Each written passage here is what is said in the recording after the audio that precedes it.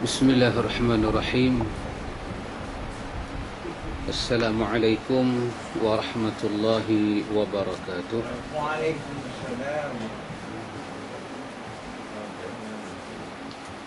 الحمد لله رب العالمين، والصلاة والسلام على رسول النبي الكريم نبينا محمد وعلى آله وصحبه أجمعين. اللهم آتي نفسي تقواها وزكيها أنت خير من زكاها أنت وليها ومولاها. أما بعد. إخوان إخوة الإيمان أعزكم الله وأحبكم في الله. الحمد لله ثم الحمد لله. Kita sambung majlis ta'lim kita ini, ikhwan.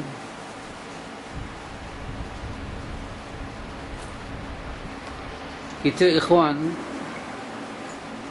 duduk dalam majlis ta'lim ini, salah satu sebabnya ialah supaya jiwa kita ini jadi jiwa yang sabit. Maksud dia, kita ada amanah daripada Allah Ta'ala, iaitu Allah ciptakan kita ini untuk melakukan ibadat. Kemudian Allah tidak melepaskan kita untuk buat ibadat ni dalam keadaan mencari meraba-raba contoh. Tidak. Maka Allah cipta Rasul untuk beribadat seperti mana Rasul itu. Rasanya, ikhwan, majlis ta'lim ini rasanya adalah majlis kita berjumpa, kita berpisah untuk menerangkan benda ni. Untuk menerangkan benda ni, makna ibadah. Karena itu Allah beri pada kita dua kalimah syahadah. Asyhadu an la ilaha illallah wa asyhadu anna Muhammadar Rasulullah. Allah bagi dua kalimah syahadah. Syahadah yang pertama, hubungan kita dengan Allah. Hubungan kita dengan Allah. Syahadah yang kedua adalah hubungan kita dengan Rasul dalam menjalinkan hubungan dengan Allah. Pasal itu, dalam hal akidah kita belajar apa? Kita belajar tauhid uluhiyah, tauhid rububiyah. Dalam bahasa yang mudah faham, tauhid rububiyah ni apa dia? Tauhid rububiyah ni berkenaan Tuhan dengan kita. Tuhan dengan kita. Itu rububiyah. Allah dia memperkenalkan dia tu siapa. Dia cerita dia tu. Pasal itu dipanggil rububiyah. Tauhid Allah Ta'ala itu sebagai Rabb. Dia sebagai pencipta. Yang kedua, ikhwan, kita belajar tauhid uluhiyah. Tauhid uluhiyah ni, dari segi maksud dia apa dia? Hubungan. Kita pula kena berbuat apa kepada Tuhan. Kita kena semayang, kita kena puasa, kita kena tawakal, kita kena sabar, kita kena doa. Yang ni kita dengan Tuhan. Yang ni lah yang dikatakan uluhiyah. Ataupun bahasa lain kita panggil apa? Tauhid ibadah. Bermakna macam mana nak beribadah kepada Allah sahaja. Kalau manusia itu Allah perkenal antara Allah dengan dia, semua tahu. Semua tahu, hatta binatang yang melata pun, binatang yang melata lagi dahsyat. Lembu, rebau, mana pernah buat syirik. Dia tahu. Quran dalam surah Al-Hajj, dalam surah Al-Hajj Allah katakan tidak ada satu binatang yang Allah cipta, hatta burung yang terbang, dia tahu bagaimana nak salat. Dia tahu bagaimana untuk melakukan salat kepada Allah. Dia tahu. Allah dah tentu dah kedudukan makhluk-makhluk ni. Kalau antara kita dengan Tuhan, antara Tuhan perkenal dia siapa, rasanya masalah kita taklah sejauh macam hari ini. Tak perlu dihantar para Nabi begitu hebat. Sebab Allah cipta akal, perasaan, kita ada ilham. Benda ni semua kalau kita cantum, dia boleh menjadi dia boleh menjadi bahan-bahan utama untuk manusia berfikir tentang alam. tentang alam. Kalau rububiyah rasanya NASA, oh depa lama dah beriman dengan Tuhan. Nampak Mek, depa boleh kaji bulan terbelah tak terbelah, depa boleh kaji serba mak nenek yang kita tak tahu, semua tu depa boleh kaji. Tapi apabila kita katakan bagaimana kita nak beribadat kepada Allah, yang ni melibatkan tauhid uluhiyah. Kita panggil tauhidul ibadah. Di sini kita memerlukan contoh seorang Rasul berkaitan dengan Muhammadun Rasulullah. Muhammadun Rasulullah. Jadi majlis ilmu ni rasanya kita duduk bagi tahu benda ni balik. Kita duduk bagi penjelasan. Apa Pak Mik bahasa orang putih panggil penjelasan? Explain. Explanation. Duduk bagi penjelasan. Duduk bagi penjelasan. Macam dua kes yang baru jadi tempat kita ni. Yang pertama bulan Oktober, negeri Selangor menjadi negeri yang menjadi pemangkin kepada minum arak free. Kan? Bukan kita bermusuh dengan orang, tapi sekadar nak bagi tahu kenapa benda yang Allah laknat itu diangkat. Itu saja penjelasan. Papan tanda negeri Selangor tu diubah. Asalnya memang mengiklankan. Memang iklan. Kemudian bila suara-suara naik dia ubah. Jadi majlis apa? Majlis Oktober Fest lah, Oktober makan minum lah. Tapi memang penuh dengan arak. Yang kedua main pula pesta apa? Watch apa wah? Watch touch apa? Touch and dog. Lalu touch and go kan? Ni touch dog. Dalam WhatsApp ni kita tengok.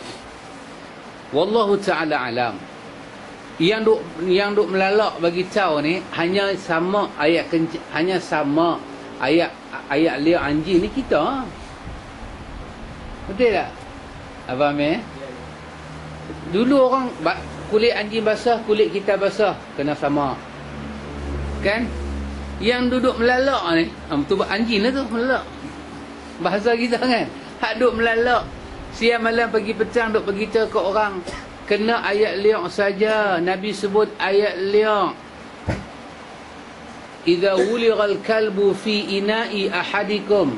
Bila anjing itu menjilat, dia buat jilatan, dia jilat ina'i ahadikum, iaitu bekas besen ke apa ke kamu yang ada ayak, dia jilat. Maka Nabi kata ayak tu buang, maka bekas itu disamak dengan ayat mutlak 6, ayat tanah 1. Yang duk bagi tahu ni kita. Yang duk bagi tahu tajuk malam ni ada kaitan. Orang kata Wahabi mereka menolak kewajipan samak apabila tersentuh khinzir. Kita juga bagi tahu. Tapi adakah kita duk bagi tahu ni kita juga bermaksud satu masa nanti kita kena buat pesta tash khinzir nak menghilangkan bahdi. Yang ni nama dia kepala otak dia. Kalau nak bagi manusia ni hilang dengan anjing macam ni, bukan pergi ambil gambar dengan anjing, bukan pergi cium anjing tu, anjing cium dia kena elok pula. Tetapi pendidikan daripada awal menjelaskan makna najis apa dia, bukan najis apa dia, cerita balik perbahasan para ulama, 3 pandangan para ulama berkaitan dengan anjing tu macam mana, terang balik satu persatu. Tapi ada orang tahu dia baca kitab telbih kot, dia nak buat benda tu pesta, dia ingat melawak. Satu masa nanti orang bertudung hilang sensitif dengan anjing. Kita bukan suruh bela anjing. Ada hadis melarang nanti malaikat tak masuk. Cuma kita bagi tahu kes-kes tertentu seperti Quran kata kalau kita memburu boleh bawa anjing. Quran bagi tahu. Hadis bagi tahu dalam bab memburu. Tak ada masalah. Tapi nak buat pesta pergi sentuh ni, ini bukan kerja orang Melayu yang sensitif dan bukan kerja para salih. Kita tak buat kerja tu. Kalau ingat ke saya lah Pak Mik, pasal kita pernah belajar tarikat dulu. Kita ambil oleh pengalaman Kalang Kabut dulu. Maknanya kalau macam ni lah jadi, maknanya dalam masa tak jauh lagi, mungkin Januari ataupun Februari, Malaysia boleh kena bala. Kena bala. Ini bukan hadis, ini zaman kita jadi Habib dulu. Letak dah jawatan tu, resign kat ni. Kalau bala. Manusia dia bukan nak ambil kenyataan agama, dia nak ambil kesempatan.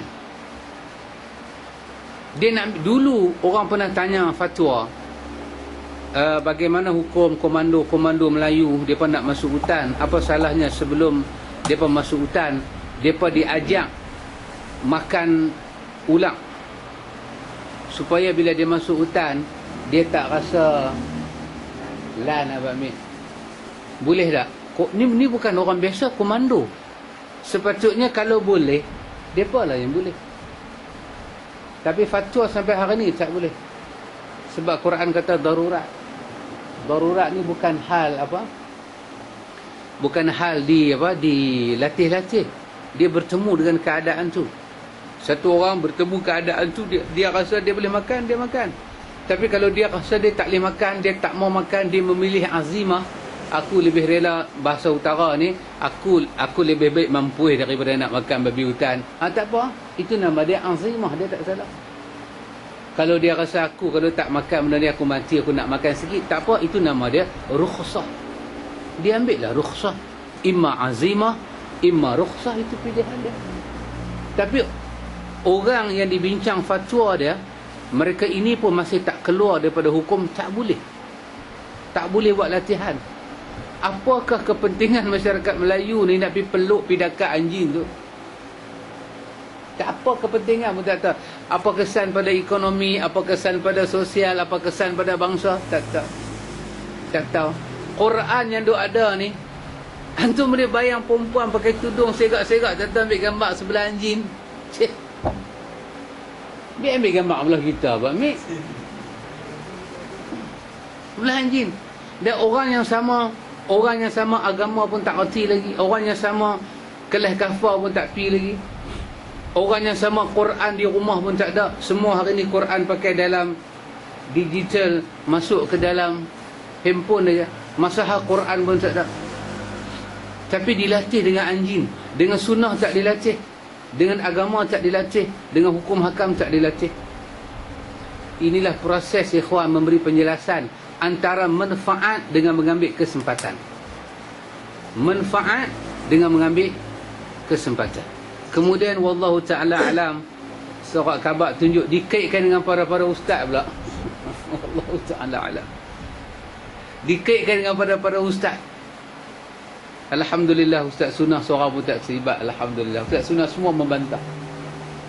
Walaupun lain parti, tapi semua membantah. Yang terlibat dengan ni ustaz-ustaz punah wal jahannam. Semua punah ranah punya ustaz-ustaz. Ikhwan, mari kita tengok tajuk kita ni. Orang kata tajuk yang ke-33, orang kata Wahabi depa ni kata tak payah kita sama khinzir. Jika demikian ta'rif Wahabi, maka menjadi Wahabilah sebahagian ulama Syafi'iyah yang menolak pandangan yang mewajibkan sama apabila tersentuh khinzir. Anda tengok dalam sunnah, kenapa satu-satu bab tu menjadi perbahasan? Kenapa ulama nak bagi pandangan lain dalam satu-satu bab? Kerana selagi mana sesuatu perkataan itu tidak diungkap oleh lidah Nabi secara mutlak, maka dia bukan hukum mutlak. Maka kerana itu para ulama akan mencari hujah-hujah sampingan daripada sahabat, daripada para tabi'in. Kalau keluar daripada mulut Nabi secara khusus, maka biasanya para ulama tidak akan berbincang. Tidak akan berbincang untuk sebut benda tu makruh ke, benda tu haram ke, benda tu wajib ke, benda tu sunat ke. Kalau dia keluar daripada mulut Nabi, Nabi sendiri sebut kedudukan benda tu, maka tidak akan jadi perbahasan. Tapi selagi mana tak keluar daripada lidah Nabi, apa dia? Kes air babi ni. Kes babi ni tak keluar daripada mulut Nabi, kedudukan babi. Yang keluar daripada mulut Nabi adalah anjing. keluar.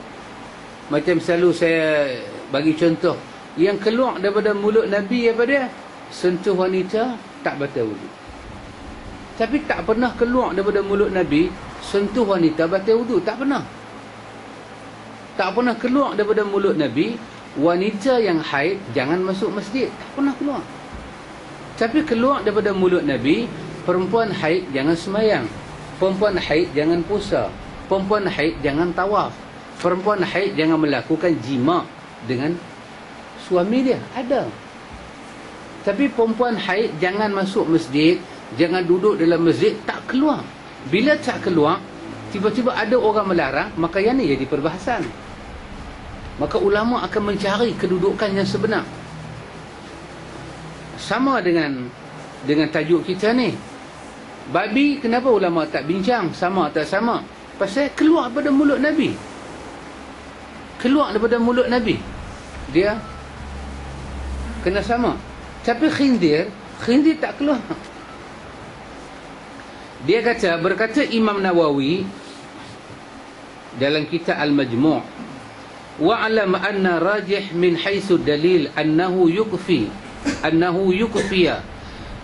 ghaslatan wahidatan bila turab wa bihi qala akthar al-ulama alladhina qalu najasa al-khinzir wa hadha huwa al-mukhtar li'anna al-asl عدم الوجوب حتى يرد الشرع لا سيما في هذه المسألة المبينة على التعبد. Ini teks yang ada dalam Al-Majmu'. Ketahuilah sesungguhnya yang rajih lawan dia marjuh. Rajih bermakna pandangan-pandangan yang dikumpul dalil dan dalil banyak menyokong kepada dia, kita panggil rajih. Kalau marjuh maksud dia pandangan-pandangan yang tidak disokong oleh dalil. Dia tak kuat, dia dhaif, dia lemah. Nawawi kata anna rajih. Ni kita nak tengoklah kalau kita baca lepas ni ada lepas ni pesta sentuh babi. Pesta sentuh babi. Kadang Pak Mik, ni kita mengaji bab apa orang kata Wahabi kan. Tapi kita cakap lain sikit lah. Apa kepala otak pemimpin Melayu bila dengar pesta lagu ni? Kepala otak pemimpin Melayu Islam dalam negeri dia, dalam tempat dia. Kalau satu tempat tu kalau tak melibatkan orang besar, habis tak ada dun kan. Lah ni orang panggil kadun. Lepas ni kita tukar pula kadut nak junjung. Kadun parlimen. Habis tak ada mesti dalam kadun. Habis tak ada mesti dalam parlimen. Kalau tak melibat MB sekalipun. Hang yang tahu orang nak buat benda tu tempat hang. Kalau hang seorang Melayu Muslim, apa hang punya sensitivity? Hang ada cucu, hang ada anak, hang berjuang untuk negara ini, untuk agama, bangsa. Apa lagi Pak Mek? Apa? Perjuangan kita kita berjuang untuk agama, bangsa dan negara. Apa bangsa hang? Apa bangsa hang? Hang ni bangsa Melayu. Bangsa hang, apa bangsa hang berpandangan tentang babi ni? Apa agama hang kata tentang babi ni? Dan apakah manfaat pesta ni untuk negara hang? Pertambahan ekonomi berapa peratus berlaku? Tak ada sensitif. Tak apa Pak Mik, saya ada gambar yang dia mesyuarat di Kelantan masa tu dengan Datuk Dr. Burhanuddin Al-Hilmi tentang anjing ini najis ke tak najis. Melibatkan qadi, melibatkan semua orang terlibat, memberi pandangan. Esok mungkin dapat dengar tajuk ni, petik jari, oh bagus dia kata. Rupanya Nawawi kata tak apa, maknanya boleh buat. Jadi kalau anjing boleh buat, takkan babi tak boleh buat. Nawawi kata ketahuilah bahawa yang rajih, pandangan yang rajih yang kuat dari sudut dalil, jilatan, yakni kenajisan babi memadai dengan sekali basuhan tanpa perlu tanah. Inilah pandangan kebanyakan ulama yang berkata tentang kenajisan babi. Inilah pandangan yang terpilih. Hal ini kerana hukum asal ialah tidak wajib sama hingga ada bukti daripada syarak, terutama dalam persoalan seperti ini yang dibina di atas dasar menjadikan ibadah, ta'abbud. Nabi suruh sama angka 7, angka 6. 6 ayat mutlak, 1 ayat tak ada 7. Angka itu adalah ta'abud. Kita kata kita kurang 5, kita kata kita penat bagi jadi 8. Tidak, kerana dia keluar daripada lisan Nabi.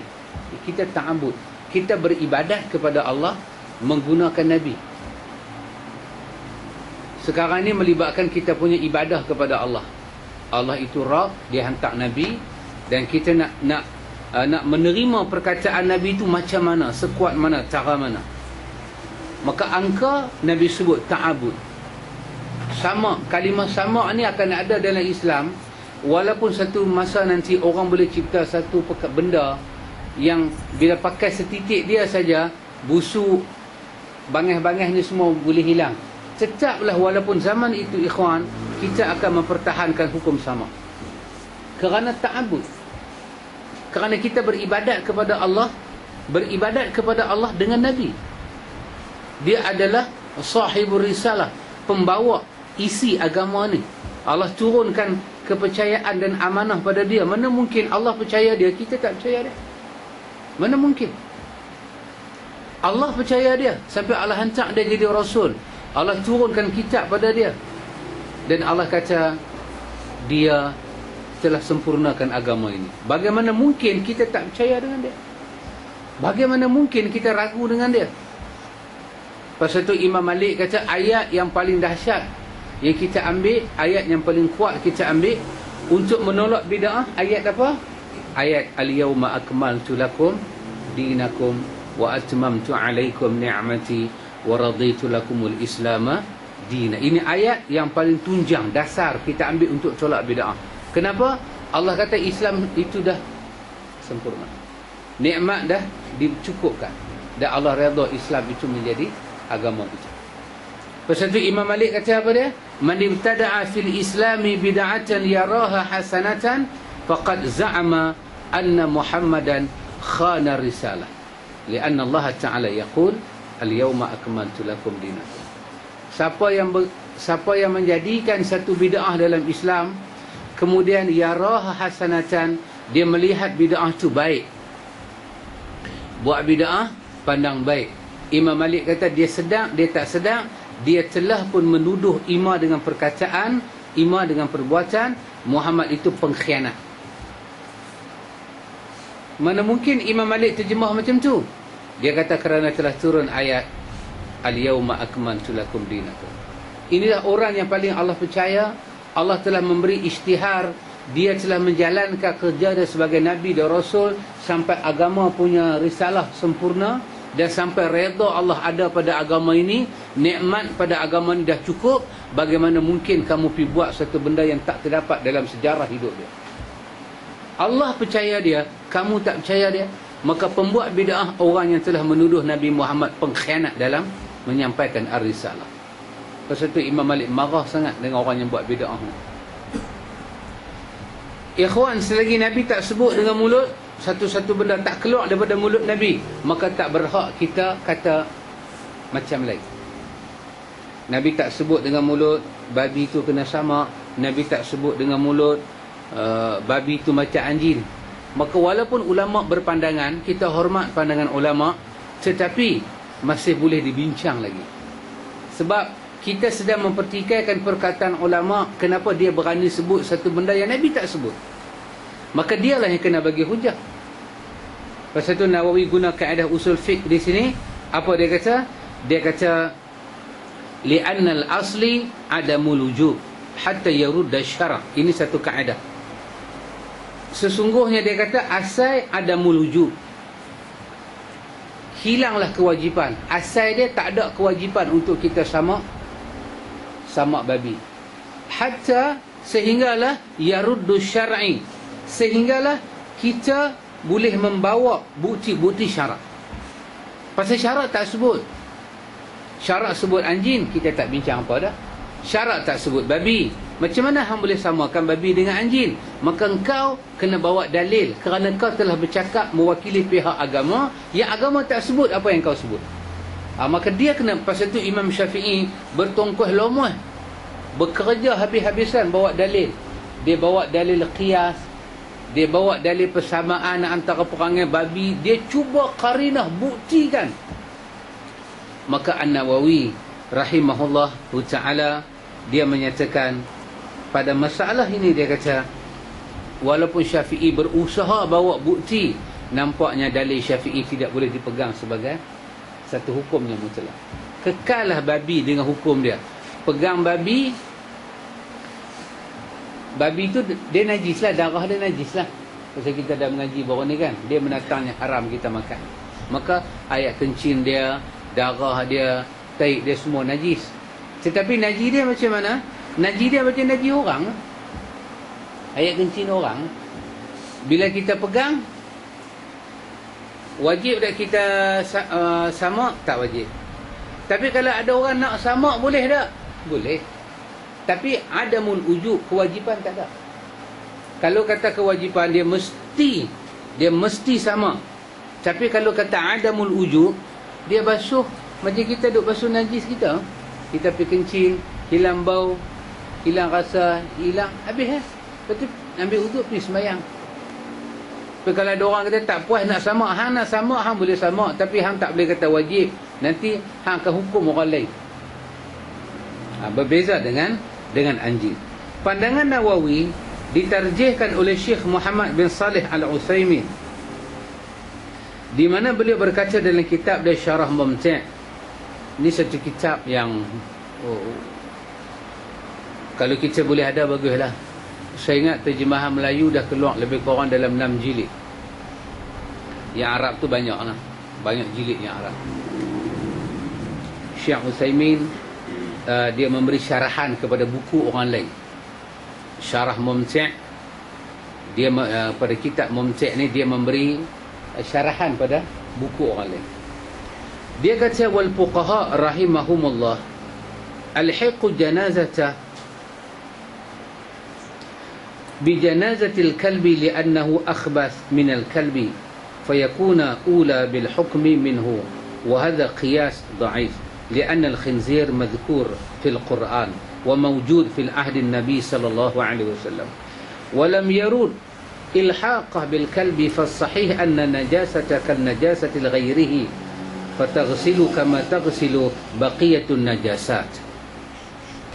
Dia kata, Syekh Utsaimin kata, sebahagian ulama menyamakan babi dengan anjing kerana babi lebih keji daripada anjing, li'annahu akhbath min al-kalb.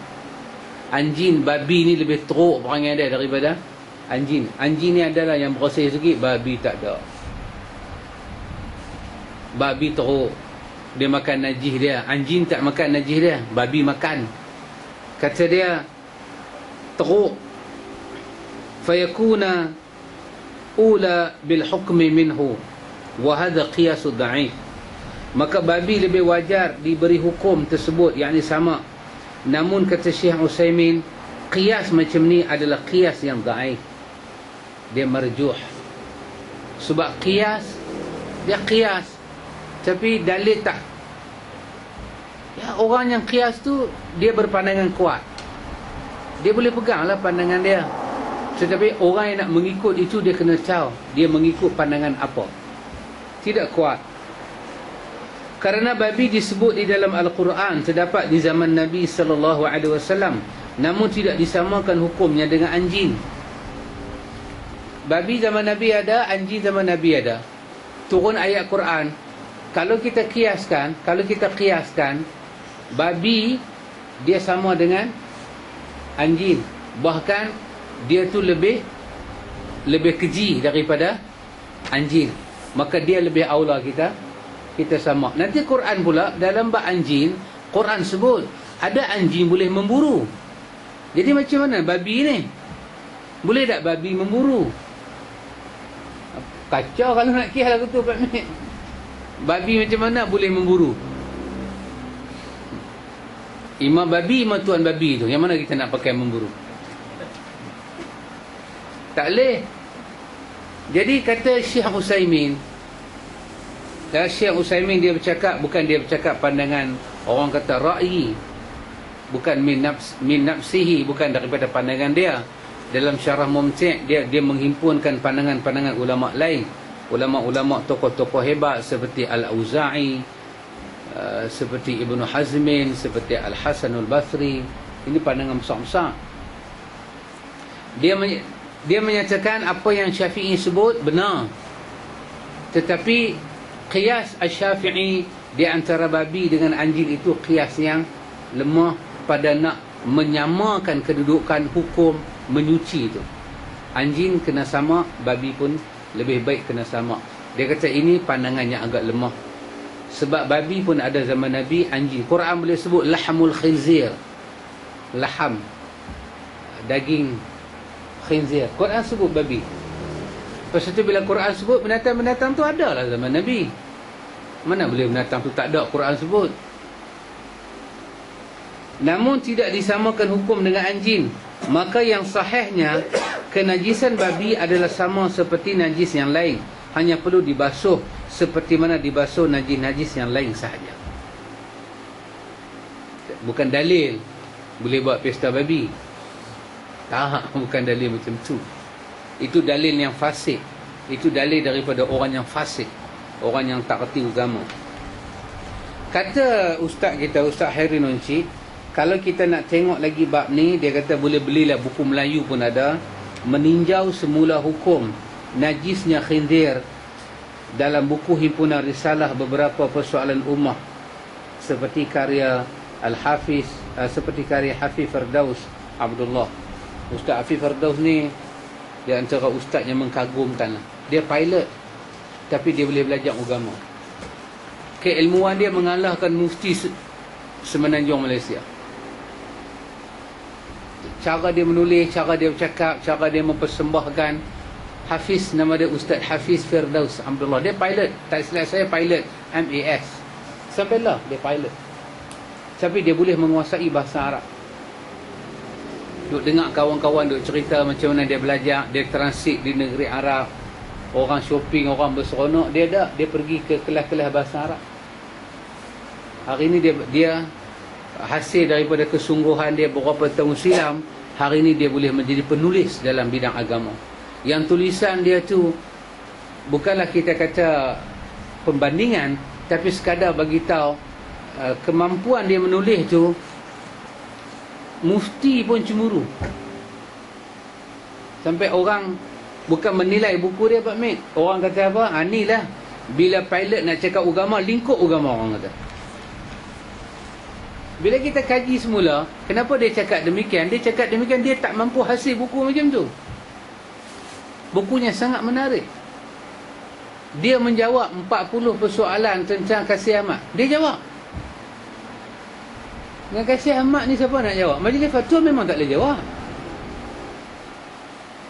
Cara dia bagi soalan tu, orang putih kata weapon by weapon. Dia bagi soalan tu dalam bentuk senjata. Kita jawab tu satu senjata pula kat dia, tembak kita. Ustaz Hafiz Firdaus menulis 40 ke 50 persoalan asas yang dibangkitkan oleh anti hadis, dan dia jawab satu persatu. Sangat menarik. Di situ dia juga menulis buku tentang bagaimana pandangan ulama tentang hukum samak khinzir dalam bahasa Melayu. Itu kita boleh dapat.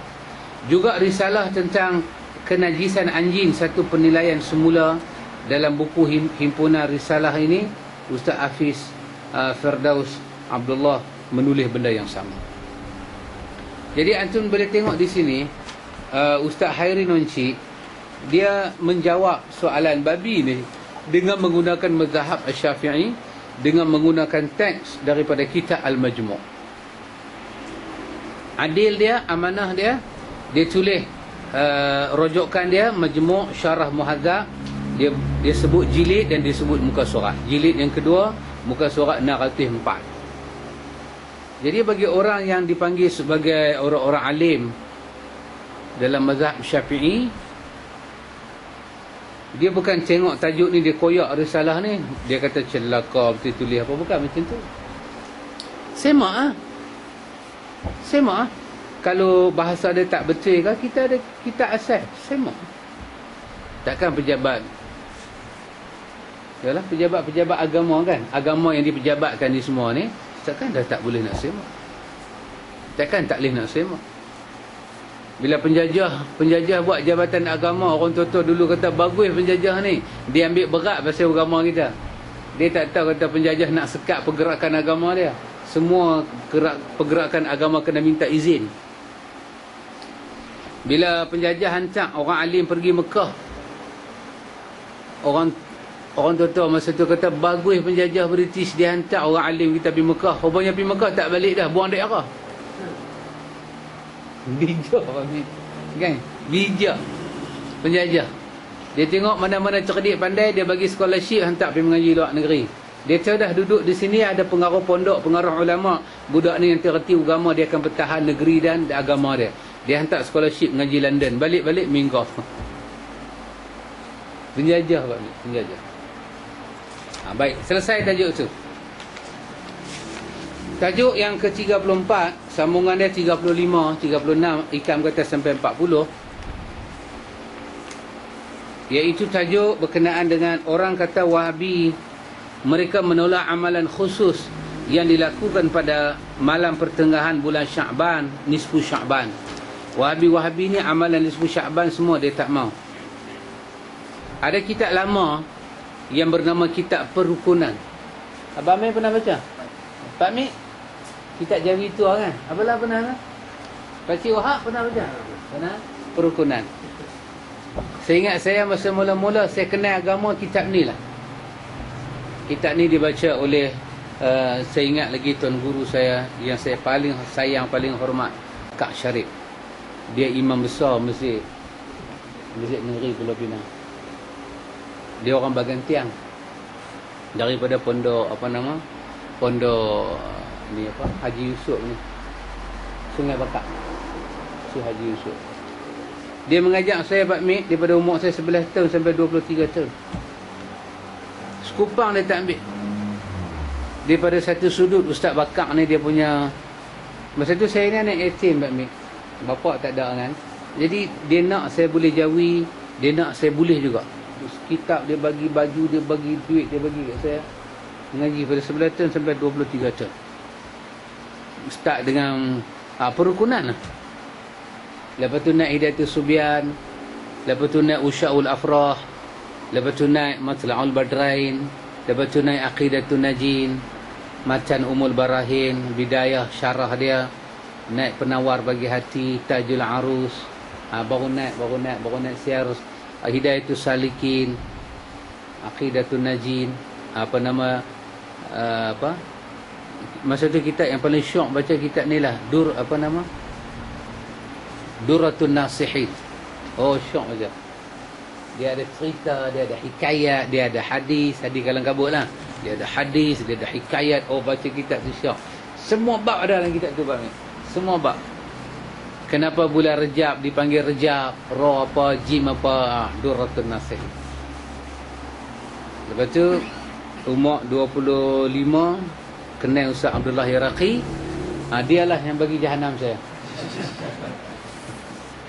Dialah yang bagi jahanam. Dialah yang perkenal pada saya fiqh sunnah. Dia kata mana boleh baca kitab ni semua Ustaz, karut punya kitab. Dialah bawa pergi ke Baghdad, kenal-kenal ni semua. Tapi jasa Ustaz Ustaz Abu Bakar Syarif, satu jasa yang besar, dia mengenalkan agama. Kenal agama. Jadi dalam perukunan tu, saya ingat lagi masa duk baca perukunan, kitab ni lah kitab rojokan nak niat sembahyang sunat nisfu Sya'ban. Dia dalam kitab lain tak ada, dalam perukunan. Perukunan ada. Nak niat sembahyang hadiah, perukunan. Macam mana nak niat? Macam mana nak sembahyang sunat hajat? Macam mana nak sembahyang sunat nisfu Sya'ban, perukunan. Talqin, khatib haddad. Saya ingat lagi baca khatib haddad dalam perukunan. Lepas tu nak pergi ambil ijazah khatib. Pergi sampai Bukit Yala. Pergi dengan Pak Long lah. Dengan Pak Long kita kan. Pak Long tu dulu kuat sufi tu. Jangan main-main. Dia kalau tengok orang dia boleh tahu nasib kawan tu cerah ke gelap. Oh, Pak Long jangan main.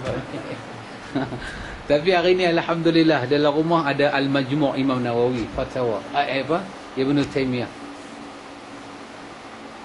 Jadi orang kata Wahabi ni, dulu saya ingat Pak Mik masa saya duduk belajar, duduk mengapai matan Jurmiyah, sakit kepala bila jumpa ustaz, macam mana nak buat susah. Dia akan ajak kita sembahyang 2 rakaat, lepas tu kita baca Fatihah, lepas tu kita berzikir. Zikir kita, nama dia zikir Yalla Yattara, nama zikir kita. Lama dah saya tak buat. Iaitu kita membaca Bismillah sebanyak 786 6 kali. Kemudian kita hadiahkan kepada seorang wali yang terkenal zikir ni. Dan nanti bila kita tidur malam, kita akan dapat mimpi. Segala rosok-rosok kita tu, wali ni akan datang. Dan pengalaman saya memang dia datang. Memang dia main. Itu saya kata, saya bukan orang sembarangan, jangan main. Pengalaman. Dia main, kita nampak muka dia seri. Lepas tu kita tak tahu apa yang dia cakap. Kita nanti mimpi kan. Tapi bila kita bangkit, kita akan ingat. Kita akan ingat kesan daripada kita tengok wajah dia tu. Kita lupa kata kita duk mengapai ni susah. Kita akan jadi mengapai macam biasa. Itu kesan-kesan. Tapi bila kita balik pada sunnah, semua ni adalah nama dia qarin. Siapa dia qarin? Quran kata syaitan. Dia daripada jin. Hari ni kita boleh tengok ada orang bercakap di India. Orang bercakap di India. Dia bercakap di India, dia angkat mangkuk. Mangkuk besi ke mangkuk tembaga ke. Dia kata mangkuk ni semalam Rasulullah bagi kat dia. Dan Rasulullah suruh dia pergi ke Indonesia, serah kepada satu wali di Indonesia. Maka dia pun berangkatlah daripada India mari ke Indonesia nak serah. Ini semua kerja siapa? Kerja qarin. Quran kata qarin ni siapa dia? Syaitan. Qarin ni syaitan. Jadi kita tak diberanakkan dengan syaitan. Kita kullu maulud yuladu ala al-fitrah. Kita bersih. Qarin adalah kerja syaitan. Dia damping orang tu, dia berbisik, orang tu beramal, dia rapat. Itu ciptalah keajaiban. Dan benda tu tidak mustahil. Kerja syaitan ni tak mustahil. Mereka kata Wahabi ni dia semua tak mau benda ni. Jika demikian ta'rif Wahabi,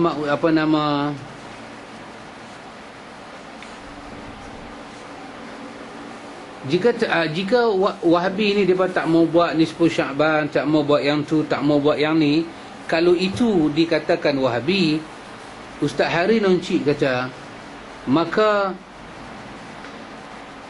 Imam Syafi'i rahimahullahu ta'ala dan para ulama Syafi'iyah adalah Wahabi. Ini kerana mereka bukan saja tak pernah meraihkan nisfu Sya'ban dan amalan-amalan ritual tertentu, bahkan menghukum bid'ah, ibadah yang diada-adakan tanpa adanya dalil sahih yang mendukunginya. Imam Syafi'i dan semua orang ni dalam mazhab Syafi'i, mereka tak benarkan kita buat ibadat kalau tak ada dalil.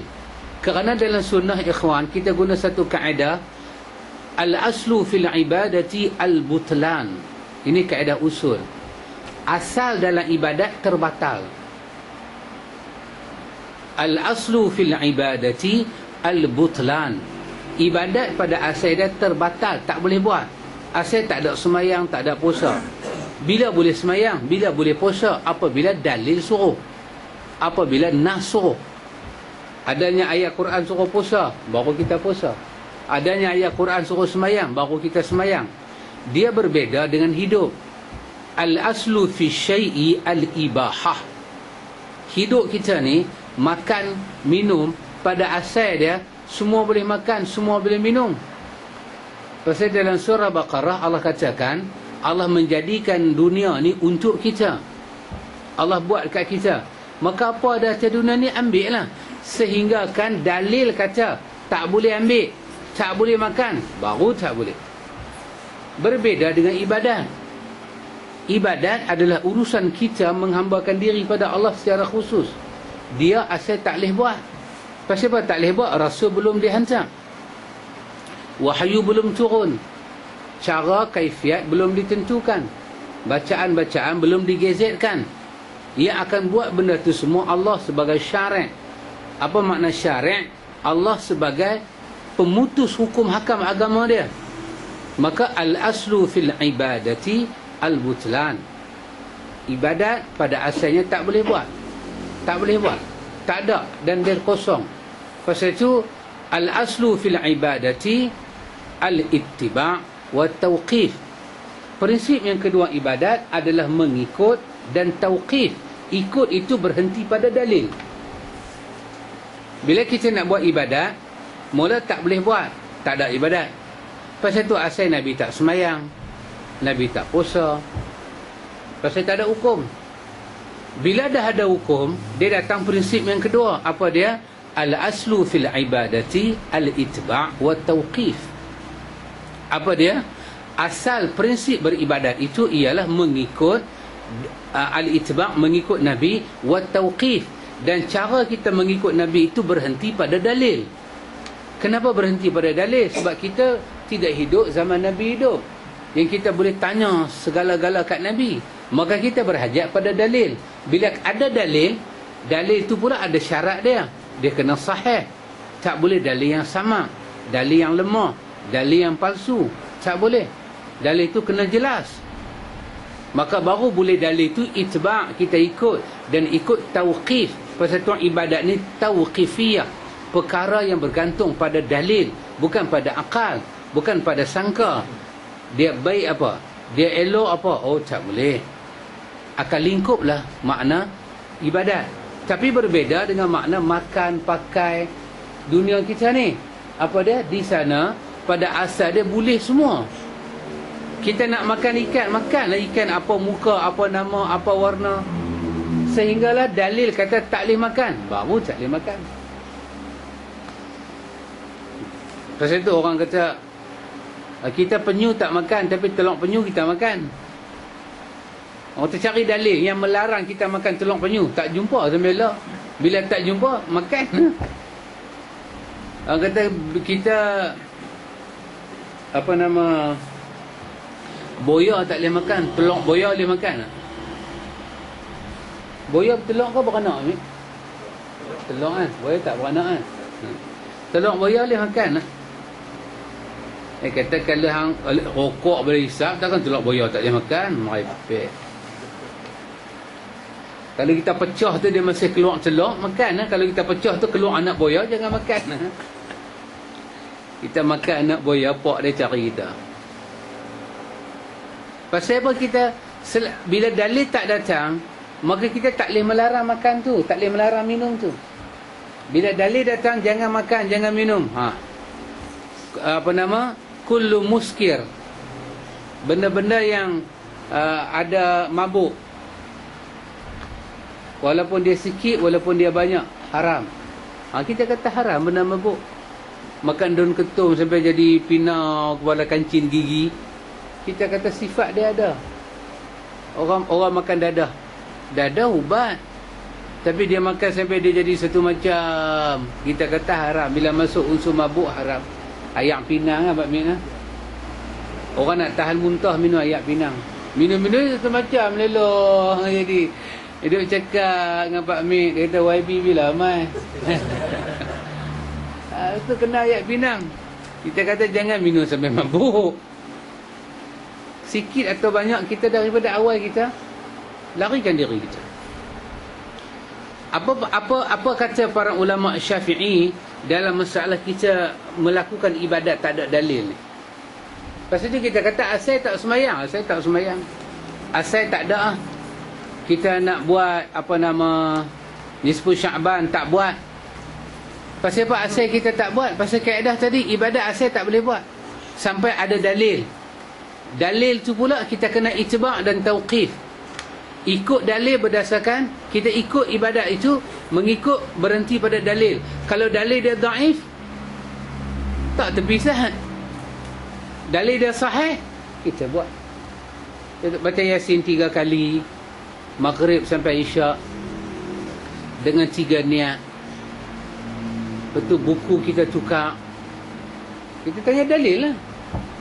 Bukan tanya boleh buat tak boleh buat. Boleh buat tak boleh buat, memang boleh buat. Kemampuan kita ada. Tapi dalil mana? Kerana asal tak boleh buat. Kita bukan Rasul, kita umat. Wahyu bukan turun pada kita. Wahyu turun pada Nabi. Seperti kata Imam Malik, kata Imam Majishun, sami'tu malikan yaqul, aku dengar Imam Malik kata, apa yang tidak menjadi agama zaman Nabi takkan jadi agama sampai kiamat. Apa yang telah menjadi agama zaman Nabi, itulah agama sampai kiamat, walaupun ditinggal oleh orang. Itulah sifat agama. Nabi ajak sembahyang duha. Sembahyang duha tu agama sampai kiamat, walaupun tak ada orang buat. Walaupun tak ada orang buat. Sembahyang tarawih, sembahyang tarawih 4 rakaat Nabi rehat. Para salaf semua mengikut kaedah itu. 4 rakaat depa rehat. Depa rehat dengan cara depa. Kita panggil al-iqtisad fil ibadah. Ibadah kita buat ni jangan sampai kita penat. Kita kena ada iqtisad, kira-kira dia. Takat mana kita mampu suruh apa, kita rehat, kita rehat. Para salaf ketika mereka rehat, mereka ittiba, mereka rehat cara Nabi. Aisyah cerita Nabi rehat macam mana? 4 rakaat Nabi rehat, Nabi rehat. Tak ada Nabi duk riyau fadlan minallah, tak ada Nabi riyau selawat pada dia. Tak ada kot Nabi baca satu ayat Quran dengan suara deras, tak ada. Orang hari ni buat, kita bantah apa yang dia buat. Kenapa kita kata Quran kata sallu kama raaitumuni usalli. Semayang macam Muhammad semayang. Kamu nak semayang? Okey, semayang sekarang ada. Dulu tak ada. Macam mana kamu nak semayang? Kamu kena semayang macam Muhammad. Kenapa kamu semayang macam Muhammad? Kerana hubungan kita dengan Muhammadur Rasulullah, dengan syahadah. Kita tak boleh reka, kita tak boleh la tuqaddimu baina yadayillahi wa rasulih. Kita tak boleh ke depan daripada Allah dan Rasul. Kita kena jadi makmum. Kepada Allah kita adalah hamba, kepada Nabi kita adalah umat. Sentiasa ada yang depan di hadapan kita. Kita adalah orang belakang. Maka kita buat ibadat berdasarkan tauqif, dalil dan ittiba', mengikut dalil itu. Melihat kepada bagaimana Nabi, cara Nabi, zikir Nabi, bacaan Nabi, apa Nabi buat, kita buatlah. Maka kaedah ni yang kita duk belajar, kita duk perkenal hari-hari, yang kawan-kawan kita tak belajar, dia pening dengan kita. Hang main tarawih main tak ada apa, hanya seronok sangat sembahyang di Mekah, kosong apa pun tak ada. Dia kata Mekah tu seronok dia satu je pasal ada Kaabah. Yang kedua, Tok Imam tu Arab suara dia sedap. Yang ketiga orang ramai tu. Kalau tak ada tu, dia kata aku pun tak gemam di Mekah. Mayang apa dengan Imam Wahabi? Dia tak seronok.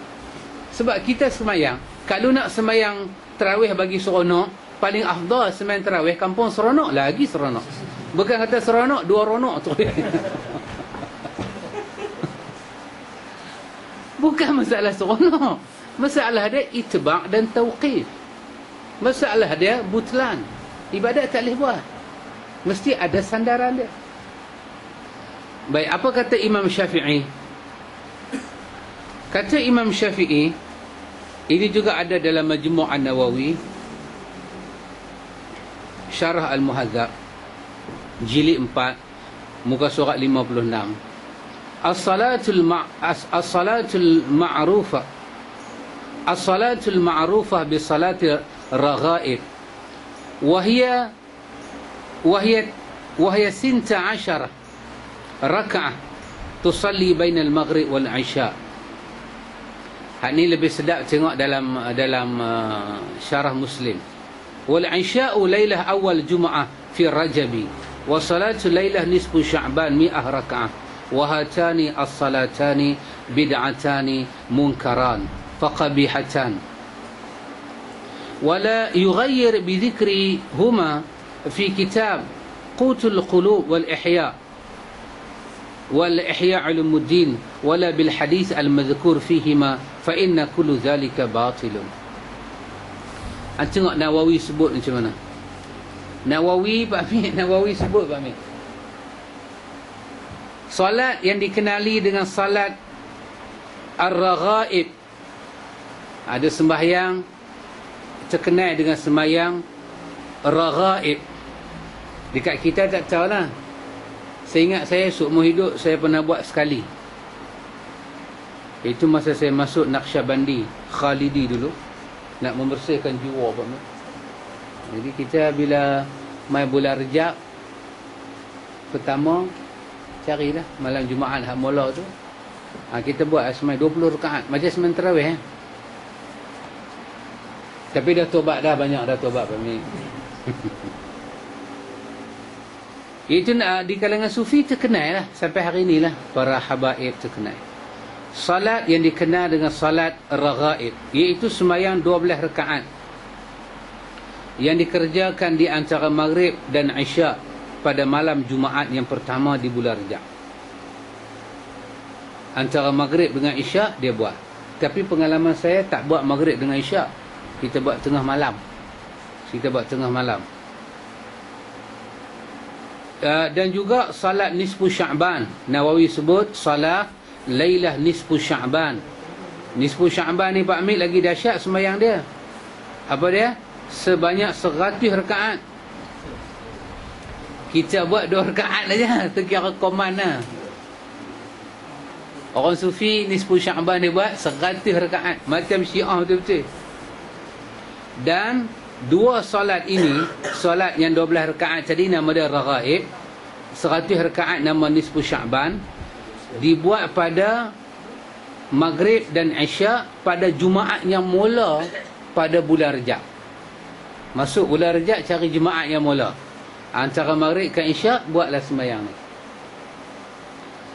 Apa kata Nawawi? Ini merupakan solat bid'ah. Nawawi bagi tahu solat ni, solat nisfu Sya'ban, bukan kata 100 rakaat, start dengan 2 rakaat pun bid'ah. Tambah nak bagi cukup 100 lagi bid'ah. Nanti orang tanya pada kita, hang pandai-pandai kata bid'ah. Ustaz Hairi Noncik bubuh nama kita, bubuh jilid, bubuh muka surat.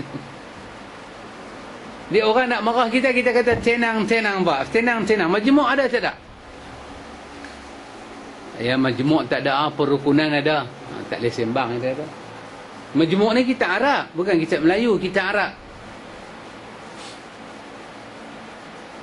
Solatnya mungkar lagi buruk.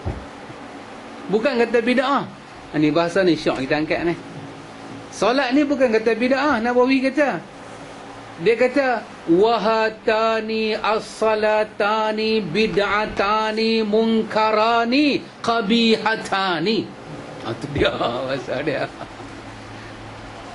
Dua-dua sembahyang ni wahatani daripada hada hatani, dua ni as-salatani, dua sembahyang ni bid'atani, dua-dua ni bid'ah, munkarani, dua-duanya mungkar, qabihatani, dua-duanya buruk, jelek, tak bagus.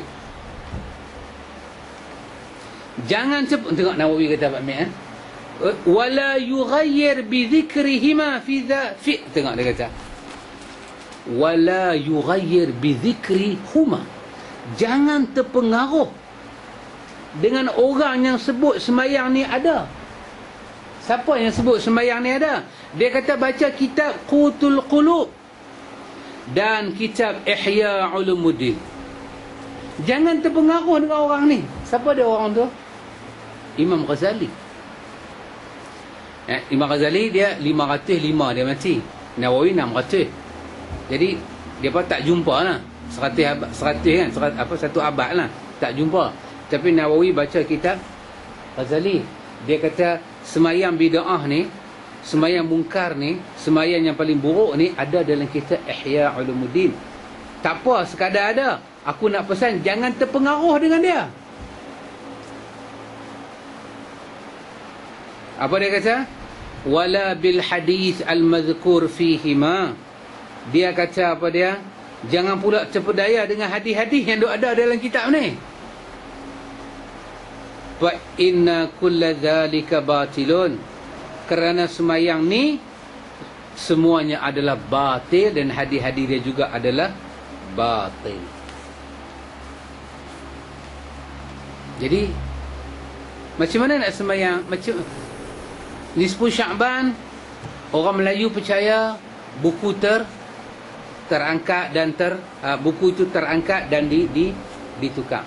Baik, kita tanya, mana hadis yang kata nisfu Sya'ban tu cerita pasal buku? Yang kita tahu Quran kata inna anzalnahu fi lailatul qadri, malam al-qadar. Malam al-qadar ditulis hidup manusia pada tahun yang akan datang. Itu Quran, bukan nisfu Sya'ban. Orang ambil hadis-hadis perosok masuk bukan-bukan nak cerita kata tukar juga buku malam tu. Tengok satu hadis sahih pun tak ada. Satu.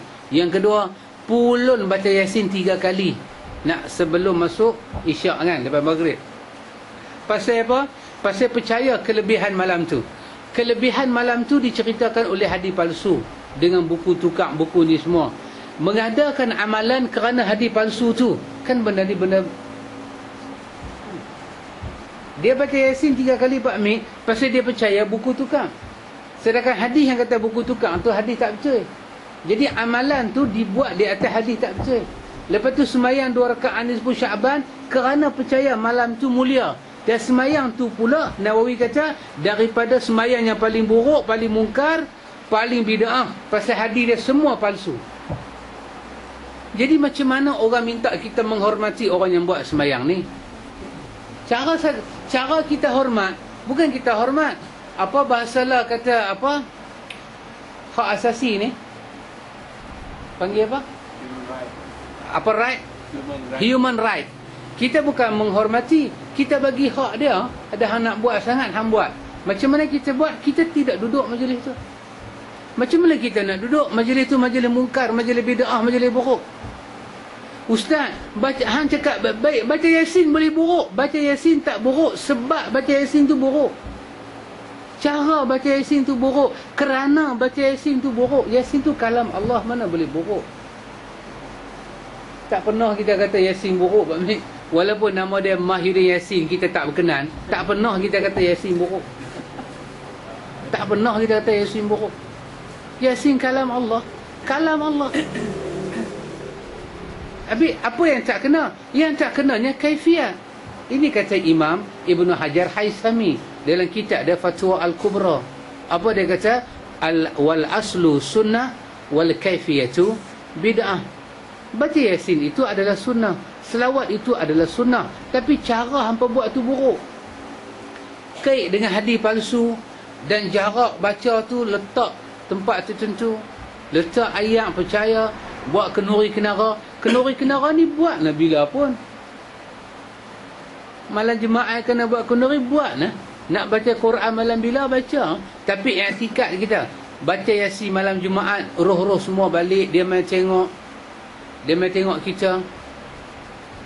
Ustaz ada dalam kitab Ar-Ruh Imam Ibn Qayyim cerita roh boleh balik. Betul dia cerita. Tapi lepas dia cerita apa? Dia kata riwayat-riwayat tu.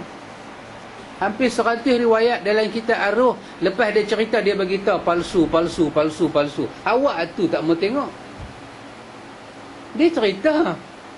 Bukan dia tak cerita, dia cerita. Lepas tu dia beritahu. Masalah dia yang dia beritahu orang tak tengok. Ulama pula terpaksa keluarkan perkataan dia. Highlight pula perkataan Ibn Qayyim, riwayat ini batil. Jangan buat.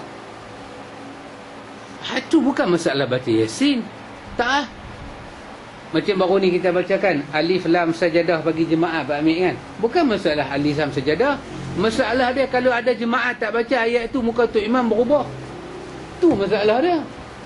Bukan problem pada ayat. Mana boleh problem ayat? Itu kalam Allah turun. Tapi kalau sekali tak baca lah, katalah hari jemaah tu kena cuti macam cuti hari ni kan, cuti adik-beradik kita lah, bukan rolling lah, cuti adik-beradik ni. Lepas cuti buat kuliah subuh bagi jemaah, ustaz pun pergi, ustaz jadi imam, ustaz pun jadi imam.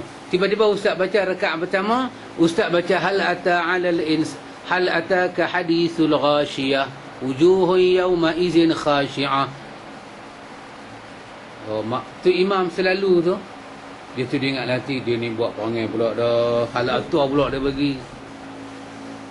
Dia rasa tak seronok, dia boleh balik awal, dia pergi sembahyang subuh balik sujud dengan bini dia di rumah. Ya inilah problem kita kata. Inilah problem.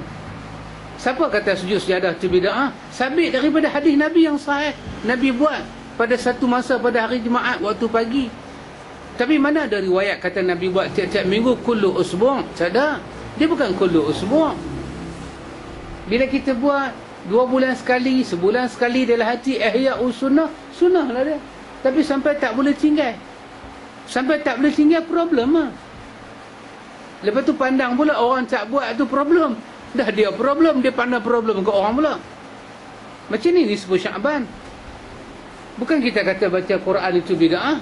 Jadi orang yang dengar kita tak buat disebut Sya'ban, dia kata kita kata bid'ah, dah. Dia kena korek telinga dia balik. Sama kita, apa dia, orang ratib umur orang mati kan. Kita tengok dia kata bid'ah. Quran pun bid'ah ke? Baca la ilaha illallah bid'ah ke? Siapa bertikai baca la ilaha illallah? Kita yang begitu. Nabi suruh sebut subhanallah, alhamdulillah, la ilaha illallah, wallahu akbar. Nabi sebut dalam riwayat Muslim. Itu pesanan Nabi Ibrahim pada malam Mi'raj. Suruh umat kamu bercucuk tanam dalam syurga kerana tanah dia sangat subur. Sampaikan salam aku pada umatmu Muhammad. Nabi kata nak cucuk apa? Suruh mereka cucuk lah ni di dunia supaya mereka makan hasil dalam syurga. Subhanallah, alhamdulillah, subhanallah, alhamdulillah, la ilaha illallah, wallahu akbar. Mana boleh kita yang kata la ilaha illallah tu bid'ah? Tak. Kita kata bid'ah kaifiat kamu pasal apa baca rumah orang mati. Nabi yang ajak kita sebut ni. Bila masa dalam hidup Nabi, Nabi pergi ratib benda di rumah orang mati. Hanya tak faham sunnah. Kita sendiri duduk, kita baca la ilaha illallah. Tapi kita baca tak ada lah kita duduk hingguk badan la ilaha illallah. La, tu dulu Pak Mi. Dulu sebelum minyak naik lagi kita buat. Lepas minyak naik kita tak buat dah. Dulu kan tegar kata, aku yang dulu bukanlah yang sekarang. Duluku kepala tekong tali dulu. Sekarang dah ada. Dulu Nabi yang ajak kita baca Fatihah. Nabi yang ajak kita baca Fatihah. Tapi bila mana Nabi ajak kita usul mayat keluar rumah Al-Fatihah? Pasal apa kita pergi letak Fatihah atas situ? Nabi yang ajak kita, Fatihah turun kat Nabi. Seumur hidup Nabi macam mana Nabi buat? Isteri yang paling Nabi sayang, Khadijah wafat. Ya, Khadijah wafat. Bila Nabi buat? Ustaz, masa Khadijah wafat Quran tak turun lagi. Pasal tu Nabi tak ratib. Jawab pandai. Yalah lepas Quran turun, kenapa Nabi tak teringat pada Khadijah? Khadijah bukan Nabi. Khadijah tak maksum. Dia perempuan biasa.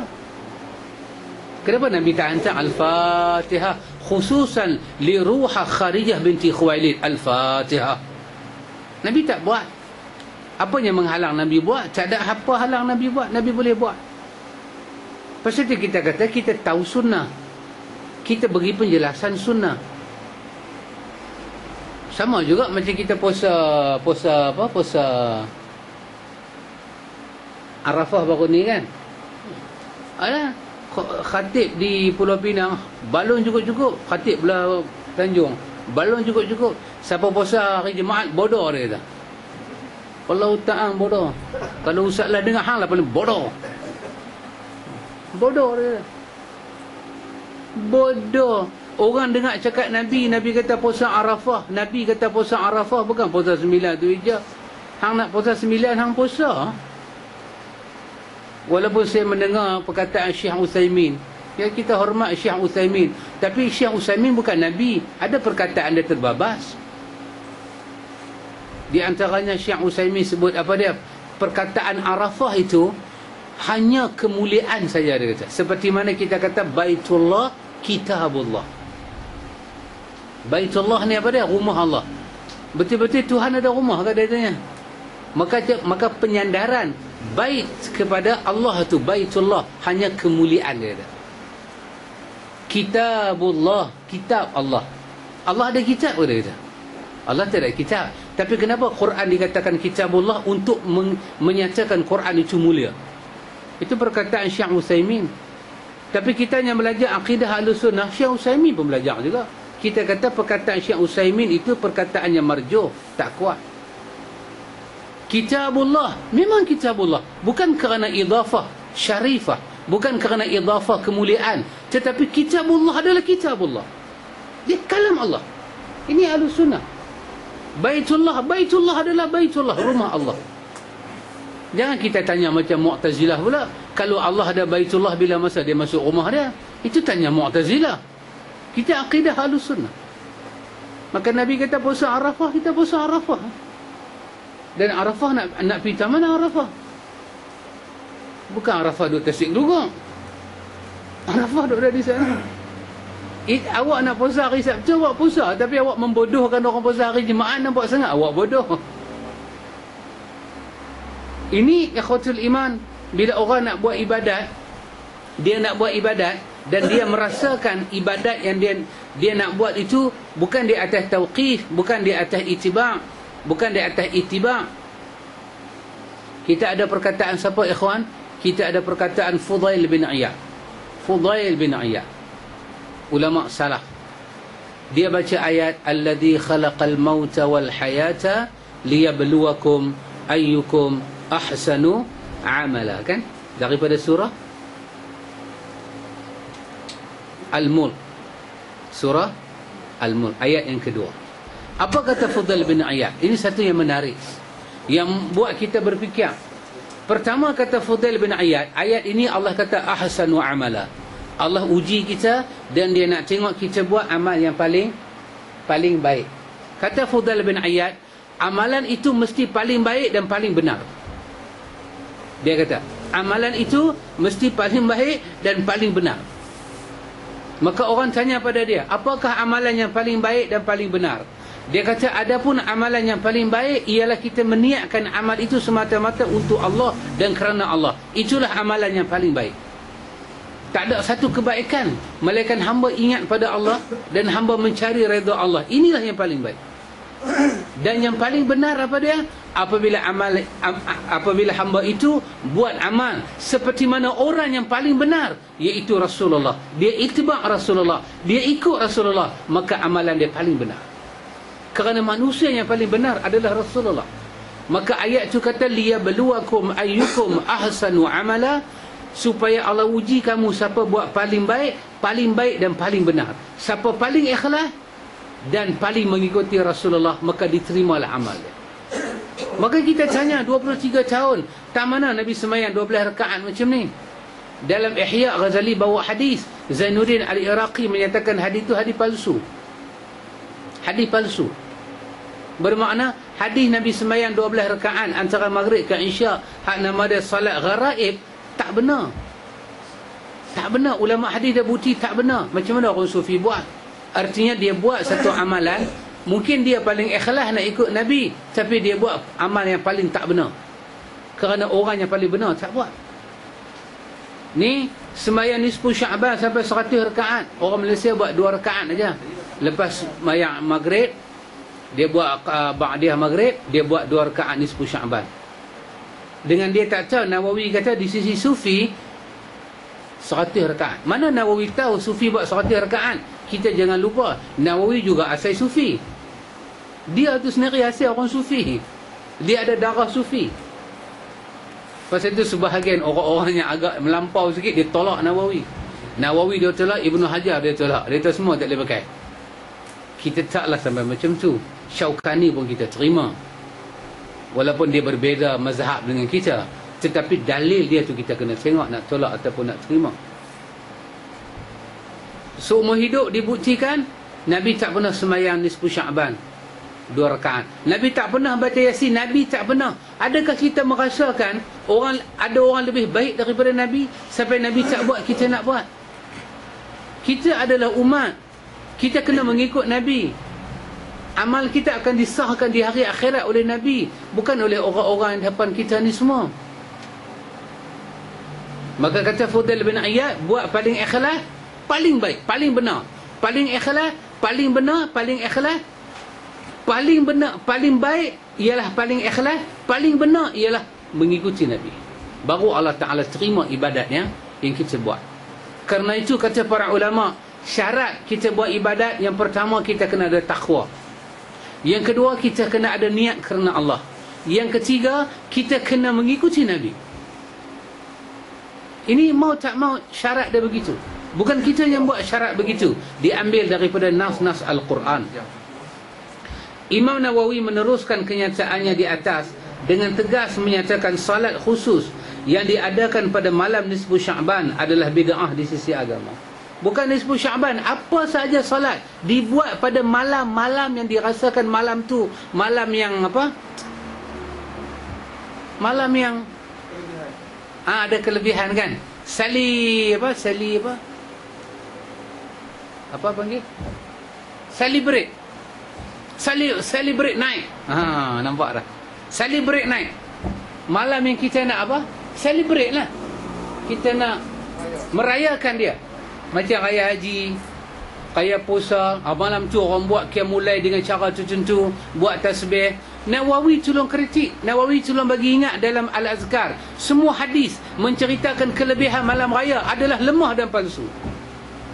Nawawi abang, dalam Al-Azkar kita sebut nama kitab, ustaz-ustaz pondok boleh baca, tapi mereka lah dia pergi buat bid'ah ni.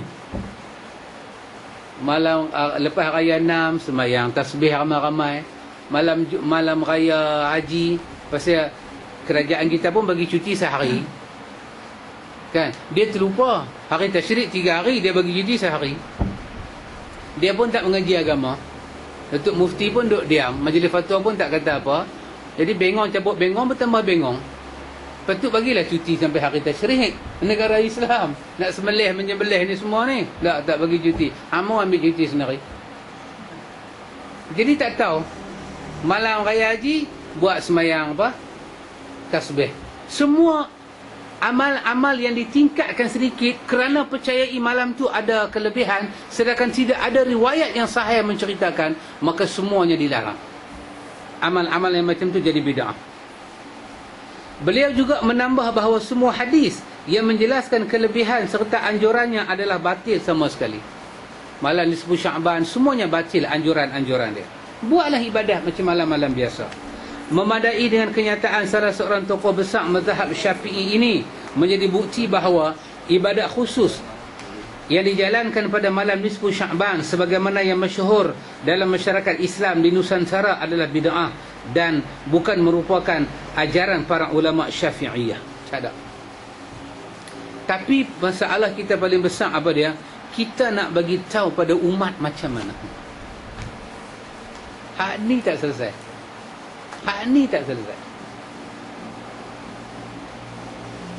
Ustaz ingat dulu ketika bersembang dengan ustaz kita, doktor kita, dia satu masa dulu dia keluar televisyen.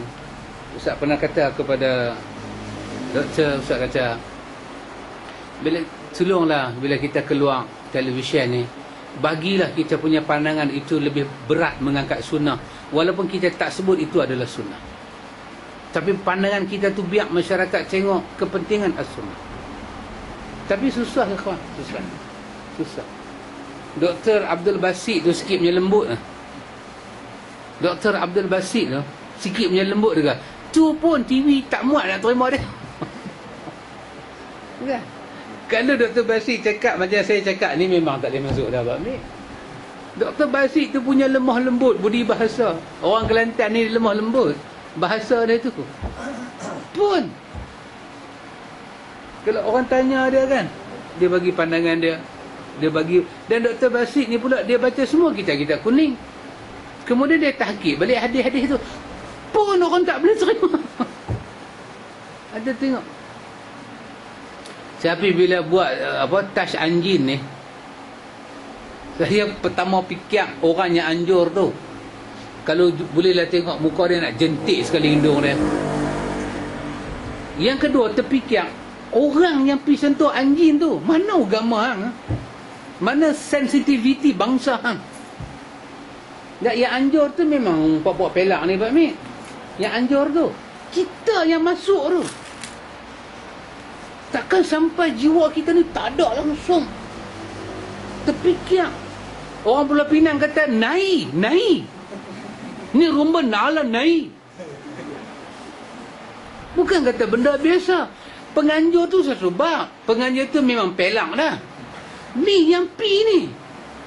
Takkan tak boleh fikir. Dan lebih tak boleh fikir Pak Amir raja-raja. Tak rasa rakyat ni. Assalamualaikum, beta tak suka. Habis eh? Murka tuanku lebih besar daripada murka Tuhan. Tuhan murka tak apa lagi, jangan tuanku. Beta tak suka, ni negeri beta. Kalau nak buat di London. Itu ya.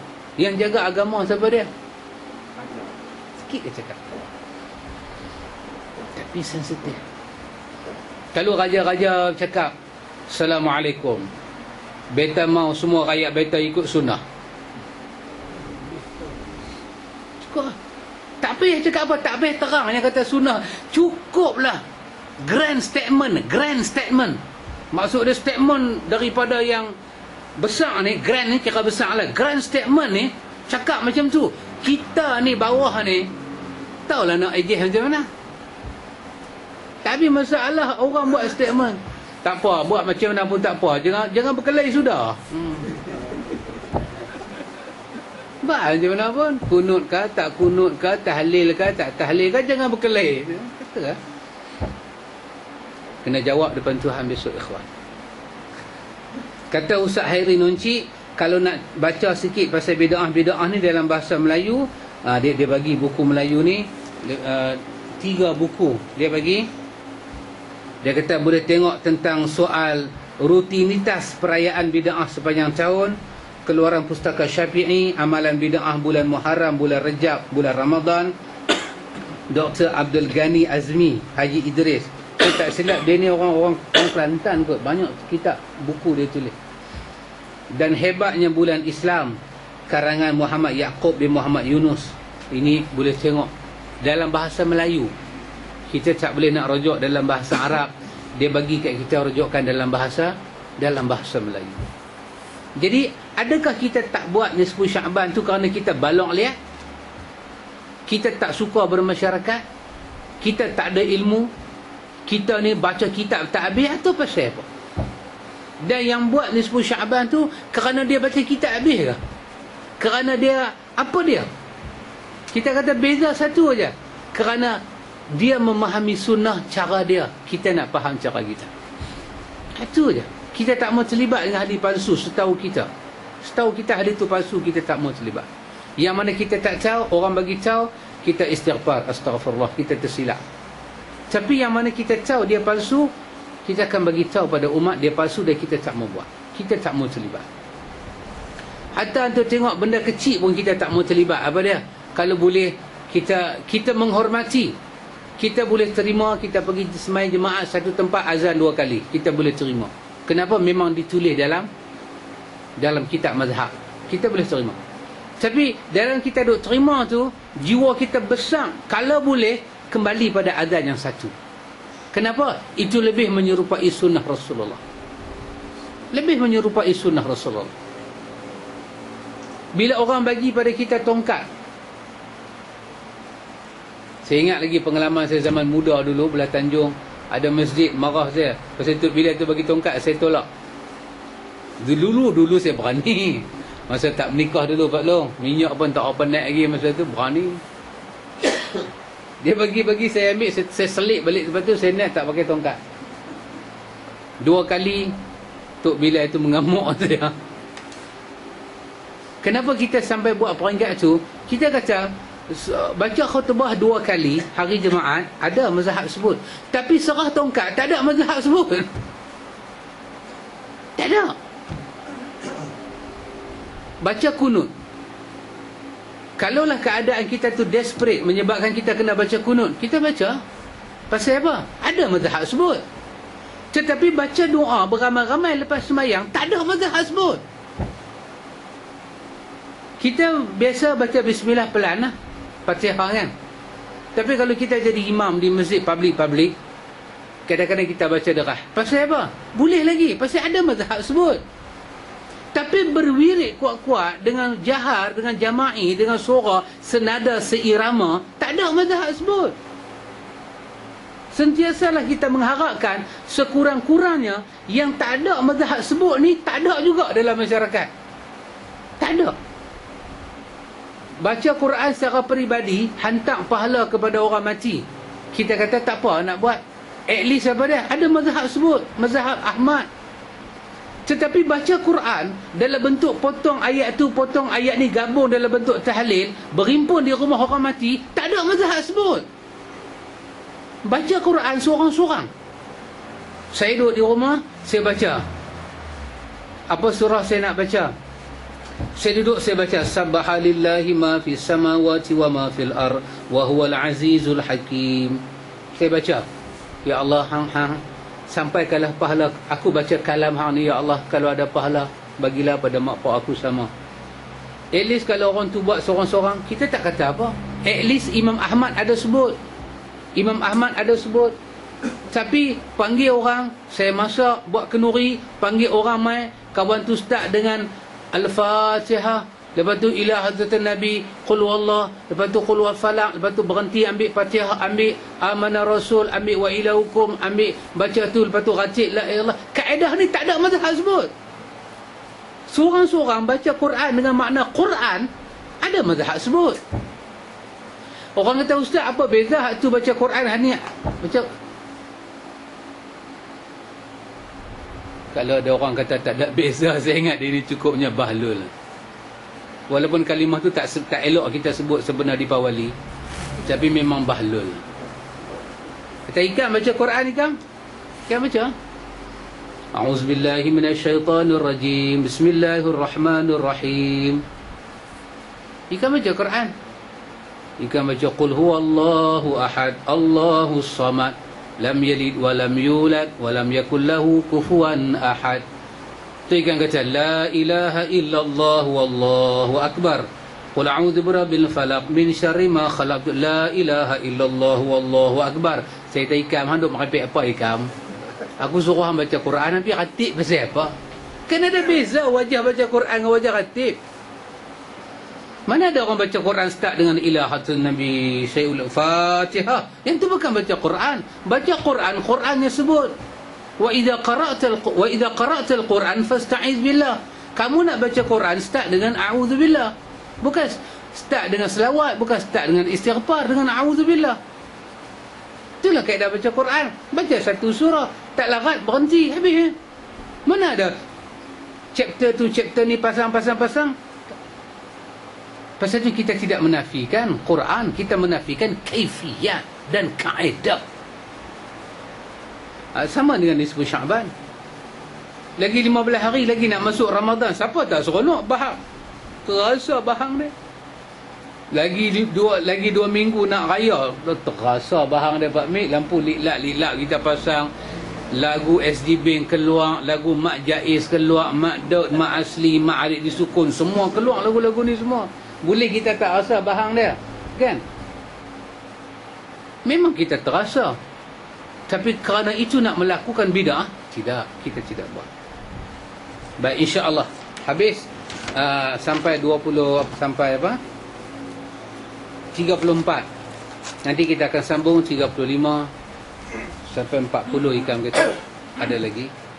Ini semua jasa baik daripada Ustaz Hairi Nonci. InsyaAllah ikhwan. Ada soalan kata? Mandi wiladah. Yang dia nak tanya tu mandi wiladah lah. Ya.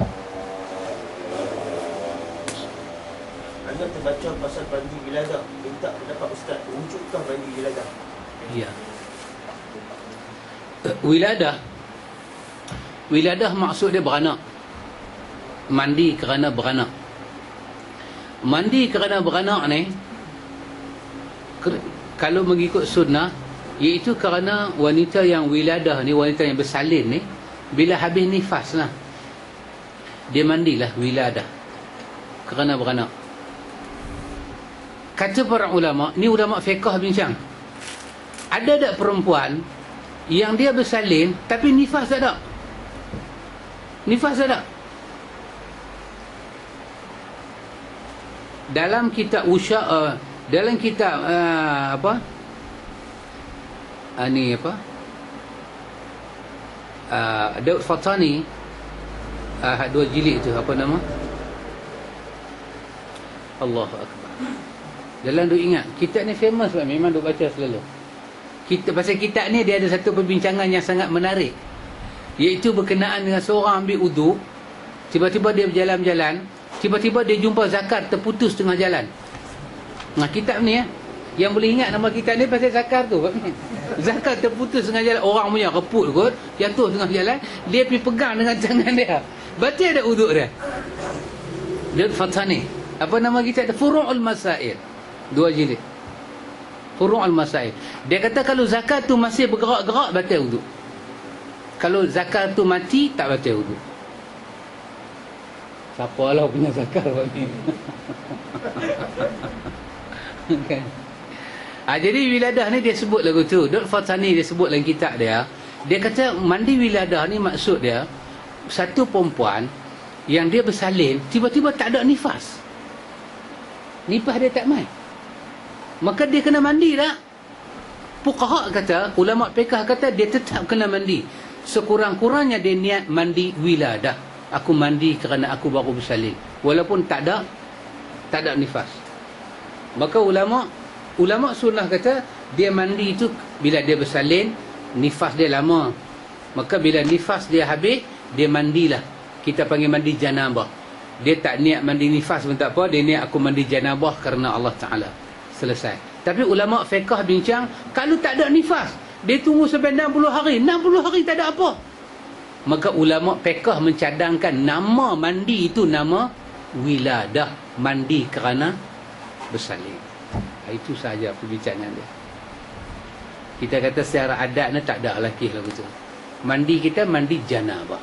Haid pun janabah, nifas pun janabah, mandi kerana awal baliak pun janabah, mandi kerana mai haid pertama pun janabah, mandi kerana bersalin pun kita kata janabah.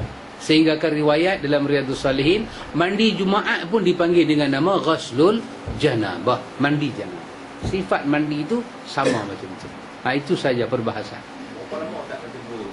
Sebab ada orang tanya tu, ada betul saya nak tanya, dia berapa lama nak tunggu kalau dia tak keluar tu? Yep. Berapa lama? Dan sepanjang dia tunggu tu, adakah dia tak semayang tu dia jadi dosa saja? Ya, ya. Pada orang 40 hari kata. Ya, 40 hari. Ada orang lebih daripada 40 hari, ada orang 30 hari settle lah. Ya, betul. 30 hari settle tu, nak tunggu 44 tu, sepanjang 30-44 tu dia dosa tidak? Ya, ya. Soalan tu soalan yang baik.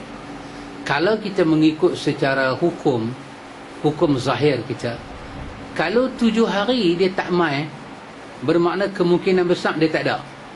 Maka dia boleh start mandi. Dia boleh mandi. Mandi itulah yang kata wiladah tadi tu. Tapi kita kalau tak niat mandi wiladah, kita niat mandi janabah, tak ada hal, sama. Kerana asal dia janabah. Wiladah ni kalimah yang kemudian ulama perkenalkan mengikut masalah-masalah yang timbul tadi. Dia tunggu sehari. Sebab haid ni, nifas ni dia akan mai pada masa lahir anak. Lahir mungkin dia keluar sikit, lepas tu tak ada arah, kering. Orang Syiah percaya Khadijah dengan Fatimah tak ada nifas. Dia pun bersalin, pasal tu dia pun panggil Fatimah tu Zahra. Fatimah ni Zahra. Dia tak ada nifas. Dia beranak asal Husin, dia tak ada nifas. Dia bukan macam wanita biasa. Kalau ada orang kes macam ni, Fatimah lain main lagu ni, ada macam ni, kita kata dia tunggulah, dia menasabah, dia tunggu sehari 2 hari. Tak ada, dia boleh mandi dan dia sembahyang. Habis dia mandi, dia sembahyang, tak tahu main. Maka kerana main tu dalam hari-hari yang agama tentukan 40 hari itu memang nifas, dia boleh berhenti sembahyang. Main pula tak tentu hala. Maka inilah nifas yang kita panggil nifas tak tentu hala ni. Dia mai dia berhenti, dia berhenti. Di sisi para fuqaha, kalau dia berhenti, dia mengambil sikap tak mau sembahyang, dia tak berdosa. Dia tidak berdosa. Cuma fuqaha berbincang, dia kena qada tak qada. Hak tu saja. Dia kena qada tak kena, tidak kena qada. Cuma kita katakan, kalau dia berhenti, kalau nifas dia tak mai sehari 2 hari 3 hari, dia mandi, dia sembahyang, nak pergi sampai 40 hari tu, lepas 20 hari dia mai sikit. Kita katakan pada hari dia mai dia boleh berhenti, dan pada hari berhenti dia boleh sembahyang. Dia mandi dia sembahyang, tidak ada hal. Itu yang lebih baik, itu yang jauh lebih baik. Wallahu ta'ala alam. Jadi mandi wiladah tu mandi macam tadilah. Wallahu a'lam.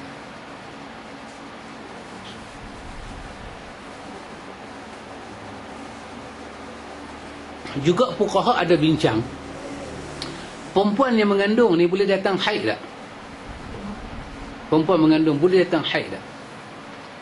Sebahagian fuqaha kata perempuan yang mengandung boleh datang haid.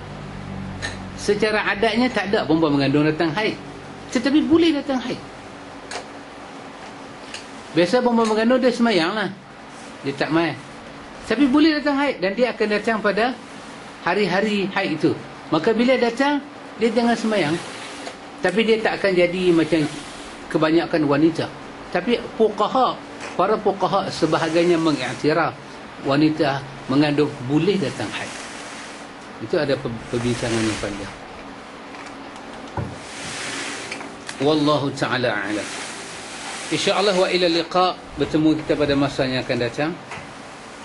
Subhanakallahumma wa bihamdika asyhadu an la ilaha illa anta astaghfiruka wa atubu ilaik. Allahumma rabbana atina min ladunka rahmah wa hayyi' lana min amrina rashada. Sallallahu ala nabi Muhammad walhamdulillahi rabbil alamin. Assalamu alaikum.